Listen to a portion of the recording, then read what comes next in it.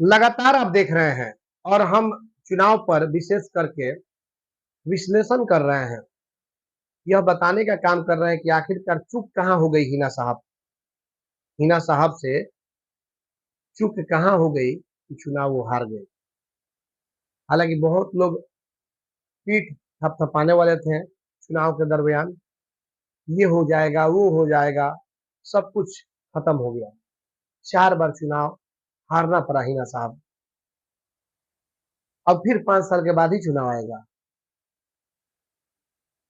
लेकिन जिस तरीके से हिना साहब क्षेत्र में बनी थी और जिस तरीके से समर्थन मिल रहे थे, उन लोगों को लगा था कि इस बार हिना साहब को कोई नहीं रोक सकता है। हम चर्चा कई विषयों पर किए हैं, कई मुद्दों पे हुई है। अब हम बात करेंगे कि क्या हिना साहब निर्दलीय नहीं होकर के अगर राजद से रहती तो चुनाव जीत जाती। तो आपको हम बता दें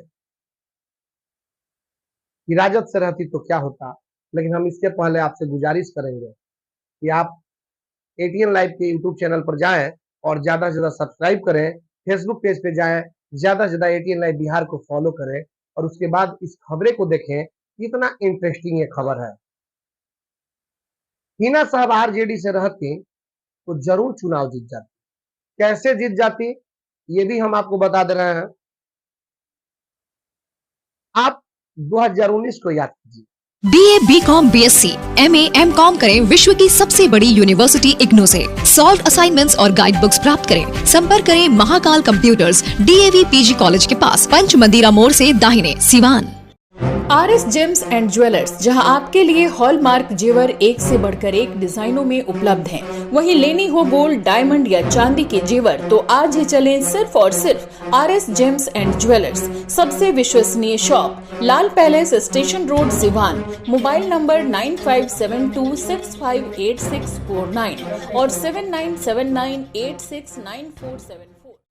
एम्स नई दिल्ली व सफदरजंग नई दिल्ली के सीनियर डॉक्टर अब आपके शहर सिवान में। डॉक्टर उमेश, नवजात एवं शिशु रोग विशेषज्ञ, चिकित्सा पदाधिकारी, सदर हॉस्पिटल सिवान। डॉक्टर उमेश जो आपके बच्चों का कर रहे कुशल व बेहतरीन इलाज। सुशीला देवी हॉस्पिटल, डॉक्टर उर्मिला अखौरी के सामने, hospital road, Siwan. Mobile number 9199720654 और 7250722154। 2019 में Y और M का समीकरण था। उस वक्त हिना साहब को 3,31,000 के तकरीबन इन्हें वोट मिले थे। इस बार 2,93,000। ये 2,93,000 वोट कब मिले हैं? यादव हट गए हैं। सवर का दावा था कि हम दे रहे हैं, मिला भी है। 40 से 45-50,000 तक का वोट मिला है, कुछ और वोट भी मिला है। तभी आया है 2,93,000 और 3,31,000 था। उस समय का समीकरण क्या था? मुस्लिम और यादव। कुछ लोग कहते थे कि यादव वोट नहीं देते थे, लेकिन हम लोगों का एनालिसिस है कि यादव वोट देते थे। तभी तो यादव के हट जाने के बाद हिना साहब का जो वोट का आंकड़ा है, रेशियो है, वो बिल्कुल कम है। सवर थोड़ा आ चुके हैं तो वो जाकर के 2,93,000 के करीब हो गया है। अगर सवर को 50,000 इसमें से हटा लीजिए तो लगभग 1,00,000 का जो आंकड़ा है ये तकरीबन यादव का था। तो सवाल यह है कि हिना साहब आरजेडी की उम्मीदवार अगर रहती, निर्दलीय नहीं, तो चुनाव जीत जाती। बिल्कुल सही, चुनाव वो जीत जाती, सांसद बन जाती, दिल्ली संसद भवन में पहुंच जाती। कैसे पहुंचती? क्योंकि उनके साथ 5-5 विधायक और 1 एमएलसी थे। 2019 में उनके साथ उतने विधायक नहीं थे, एमएलसी नहीं थे, लेकिन इस बार आरजेडी से रहती तो उनके साथ गठबंधन के विधायक सत्यदेव राम दरौली, उनके साथ गठबंधन के विधायक अमरजीत कुशवाहा, जीरादेई, उनके साथ अवध बिहारी चौधरी सिवान सदर के एमएलए, उनके साथ एमएलसी आरजेडी के विनोद जायसवाल, उनके साथ बढ़िया के विधायक आरजेडी के बच्चा जी पांडे, उनके साथ रघुनाथपुर के विधायक आरजेडी के हरिशंकर यादव और महाराजगंज के भी जो विधायक है कांग्रेस के विजय शंकर दुबे, वो भी मदद करते। तो ये जो 6-7 लोगों की विधायक की जो टीम थी, ये हिना साहब को सांसद बनाते इनकी मजबूरी थी। मजबूरी इसलिए रहती, अगर हिना साहब राजद से रहती, क्योंकि इन्हें भी मुसलमान भाइयों का वोट लेना था और इन्हें रहता कि अगर हम लोग इस बार 2024 में हिना साहब को आरजेडी के टिकट पर सांसद नहीं बनाएंगे तो 2025 में हमारा क्या हाल होगा, फिर आने वाले एमएलसी के चुनाव में हमारा क्या हाल होगा। तो मुस्लिम वोटों पर नजर रहती और उसको लेकर हिना साहब को ये लोग विधायक ये लोग सांसद बनाते और सदन में भेजने का काम करते। लेकिन कुछ लोगों ने बरगला दिया हिना साहब को। हिना साहब से कहा कि आप निर्दलीय चुनाव लड़िए, आप दल से आएंगी, आप राजद से आएंगी तो फिर से आपको हार का सामना करना पड़ेगा, फिर से आपके साथ हिंदू मुस्लिम हो जाएगा, फिर से आपको वो वोट नहीं मिलेगा बहुत सारा जो कि सारा वोट मिलना चाहिए। और किसी तरीके से पूरे गेम में ला करके गोल गोल घुमाकर और हिना साहब को निर्दलीय उतारने का काम किया। जो भी है हिना साहब के पीछे, जो लोग भी हैं, हमें शायद ऐसा नहीं लग रहा है वो हिना साहब के लिए अच्छे राजनीतिक के बारे में सोच रहे हैं, क्योंकि वो अगर अच्छे तरीके से सोचते हैं तो हिना साहब को दल से चुनाव लड़वाते। और अगर हमारे दावे में अगर कहीं भी आपको किसी भी तरह की संशय वाली स्थिति है तो आप सामने बैठकर डिबेट कर सकते हैं हमसे। हम डिबेट करने के लिए तैयार हैं कि हिना साहब के साथ 6 विधायक थे। इस बार चुनाव वो दल से रहती तो जीत जाती, क्योंकि आने वाले 2025 में उन्हें यह डर सताता कि हिना साहब अगर राजद के टिकट पर सांसद नहीं बनती तो फिर 2025 हमारे लिए खतरे की घंटी हो जाएगी। मुसलमान भाई वहां से हरा करके दूसरे को जिताने का काम करते हैं, लेकिन ऐसा हुआ नहीं। चारों तरफ से एक जाल बिन दिया गया और हिना साहब से कहा गया कि आप निर्दलीय चुनाव लड़ जाइए। और मैडम तो बिल्कुल सबको लेकर चलती हैं। हिना साहब में यही एक चीज है कि सभी के बातों को सुनती हैं, सभी को लेकर चलने का काम करती हैं, तभी तो 3 लाख के करीब वोट आ गया है। तो ये कहीं ना कहीं कुछ साजिश के तहत इनके साथ कुछ कारनामे किए गए कुछ लोगों के द्वारा, और उसके बाद से इनको निर्दलीय चुनाव लड़वा दिया गया। हिना साहब ने कैंपेनिंग के दौरान जिस तरीके से कहा कि सभी रंग हमारे हैं, सभी लोग हमारे हैं, नारे तो ट्रेंड किए थे, लेकिन वो जनता पर कारगर साबित नहीं हुए, जिसके कारण हार का सामना करना पड़ा। आज स्थिति क्या बन गई है? हिना साहब अगर जीतकर चुनाव जाती तो उन्होंने कहा भी था कि हम जिस पार्टी में थे उस पार्टी में जाने का कोई उम्मीद नहीं है। जाहिर सी बात है कि एनडीए की तरफ इशारा था, लेकिन अब चुनाव हार गई, राजद से भी चली गई। अब देखिए आगे क्या होता है, क्योंकि अब तो यहां से एनडीए की सांसद चुनी गई, संसद भवन चली गई।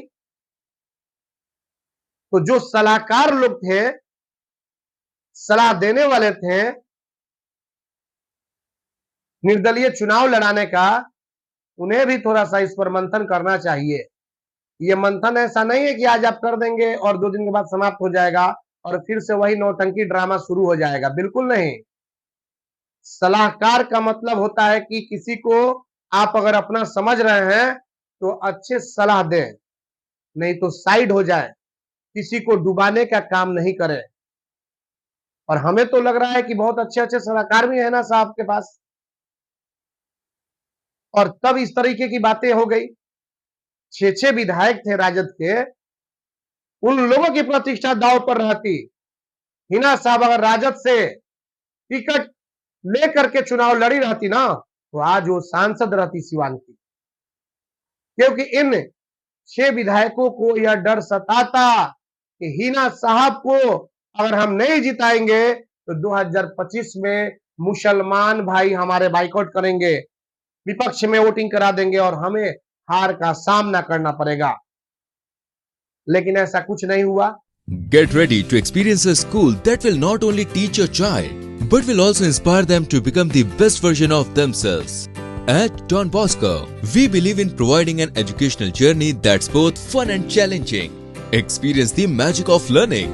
Don't hesitate to reach out to us to find out more about our amazing program and facility. Admission open. Register today. Don Bosco High School.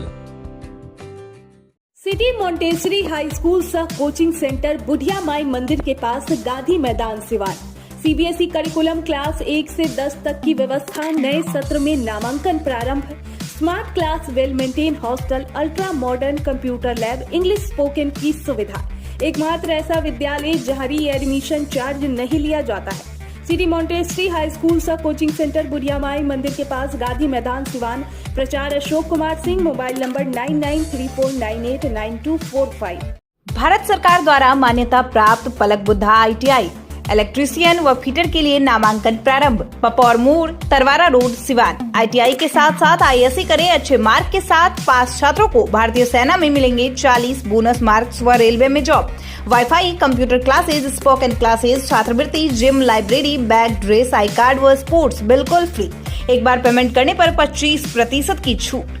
सीमित सीट, जल्द नामांकन ले, कहीं यह मौका छूट न जाए। पलक बुद्धा ITI, पपौर मोड़, Tarwara road, Siwan. Director Munna Tiwari. Call करें 8102091587 9955982888। Website www.palakbuddhaiti.com। अब आपके शहर सिवान में सफदरजंग हॉस्पिटल दिल्ली के मशहूर surgeon doctor MD Muzammil, general and laparoscopic surgeon, MBBS, DNB, general surgery Delhi, लखी चंद हॉस्पिटल में अपनी सेवाएं दे रहे हैं। लखी चंद हॉस्पिटल में 21 जनवरी से सेवाएं चालू है। हर तरह का ऑपरेशन सफलतापूर्वक किया जाता है। लखी चंद हॉस्पिटल, डॉक्टर्स कॉलोनी चौक, बढ़रिया रोड, सिवान। एक तरफ आपने कहा कि निर्दलीय चुनाव लड़ जाइए, पूरा सवर्ण समाज आ जाएगा। दूसरे तरफ वोट भी नहीं दिए, चुनाव भी हरा दिए, ना इधर के रहने दिया और ना इधर का रहने दिया। पार्टी से भी आपने हटा दिया और निर्दलीय में भी हरा दिया। गजब हाल है, गजब स्थिति है, गजब का माहौल। समझाने का प्रयास हिना साहब के चाहने वाले इस तरह से नहीं कर सकते हैं। मोहम्मद शहाबुद्दीन को चाहने वाले, पसंद करने वाले इस तरह से नहीं कर सकते हैं, क्योंकि ये परिवार तो धोखा देने वाला परिवार नहीं है। जो वादा करता है उसके साथ खड़ा रहता है। हमें वो दिन भी याद है कि 2020 में हरिशंकर यादव को टिकट ना दे करके और हेना साहब को टिकट मिला था, लेकिन हेना साहब ने चुनाव लड़ने से मना कर दिया था और टिकट को वापस लौटा दिया था और फिर से हरिशंकर यादव को टिकट दिलवाने का काम किया था रघुनाथपुर से। लेकिन सलाहकार लोग पार्टी से न चुनाव लड़वाए, निर्दलीय लड़वा दिए और उसके बाद से कहने लगे कि ये वोट, वो वोट, पूरा वोट मिल रहा है। भाई कहां चला गया वोट? अब तो बताइए कि वोट कहां गया। अभी से भी हिना साहब को सचेत हो जाने की जरूरत है। अपने से बहुत चीजों को पता लगाने की जरूरत है। बहुत सारे लोग ऐसे आपके आसपास हैं जो आपको खुश करने के लिए अपनी बातों को रख देते हैं और आपके पास आपकी तारीफ करते हैं, लेकिन सच्चाई से कहीं से भी वास्ता नहीं दिखाना जानते हैं। और जब तक सच्चाई आप तक नहीं पहुंचेगी, तब तक कहीं कुछ नहीं होने वाला है। जनता ने आपको एक्सेप्ट किया है 3 लाख वोट दे करके। आरजेडी जैसे बड़े पार्टी को तेजस्वी यादव ने इतनी सभाएं की, लेकिन उसके बावजूद भी आरजेडी के कैंडिडेट को यहां से हरा करके और दूसरे नंबर पर जनता ने आपको लाने का काम किया है। तो कहीं ना कहीं क्रेज आपका है, मोहम्मद शहाबुद्दीन साहब का भी आज क्रेज है, तभी तो आपको दूसरे नंबर पर लाने का काम किया है। लेकिन वैसे लोगों से आपको सतर्क रहना होगा, जिन लोगों ने बड़े बड़े वादे किए कि हम इतना वोट दिलवाएंगे, हम इतना वोट दिलवाएंगे, और उन समाज के ठेकेदारों से आपको सचेत रहने की जरूरत है, क्योंकि वैसे कुछ चंद लोगों के वजह के कारण आपके कुछ मास वोट जो थे वो वोट दूसरे तरफ चले गए, जिसके कारण हिना साहब को हार का सामना करना पड़ा। आगे अभी बहुत भविष्य है, बहुत सारे चुनाव आएंगे जाएंगे, लेकिन लोगों को समझने की जरूरत है और इस पर गहन मंथन करने की जरूरत है कि चुनाव क्यों हार गए। और इस पर भी गहन मंथन करना होगा कि अगर वाकई में जो हम बोल रहे हैं आरजेडी से रहती, तो क्या चुनाव मैडम हिना साहब जीत जाती या नहीं जीतती, इस पर भी गहन मंथन करने की जरूरत है। बहुत सारे ऐसे लोग हैं आपके आसपास जो विधायक का चुनाव लड़ना चाहते हैं, जिला परिषद का लड़ना चाहते हैं, मुखिया का लड़ना चाहते हैं, और वो आपकी तारीफ करते हैं। भले उनके पास 10 वोट नहीं है, 50 वोट नहीं है, 20 वोट नहीं है, लेकिन वो कहते हैं कि हमारे पास 2000 वोट है, हमारे पास 5000 वोट है, लेकिन आपके पंचायत से तो हिना साहब हार गई हैं, तो ये वोट कहां चले गए? आपका सिर्फ ध्यान है हिना साहब को जिताने का नहीं, अपने विधायक बनने का, अपने मुखिया बनने का और अपने जिला परिषद बनने का। 4 चुनाव के बाद अब हिना साहब और उनके परिवार को सचेत हो जाना चाहिए कि कहां चूक हो रही है। और ये बड़ी चूक चारों चुनाव मिला करके अगर मंथन हो जाए, तो आने वाला 5वां चुनाव जिस तरीके से इस बार आपने 2024 में कैंपेन किया है, जनता आपके झोली में डालने का काम कर सकती है। इस पर गहन मंथन करने की जरूरत है। वैसे लोगों से, जो लोग आपको सिर्फ भटकाने का काम कर रहे हैं, वैसे लोगों से हिना साहब को सचेत रहने की जरूरत है। इसी तरीके से लगातार जो है विश्लेषण हमारी जारी रहेगी, बताते रहेंगे कि कहां कहां चूक हुई है, क्यों हिना साहब को हार का सामना करना पड़ा है। देखते रहें एटीएन लाइव। बहुत बहुत धन्यवाद।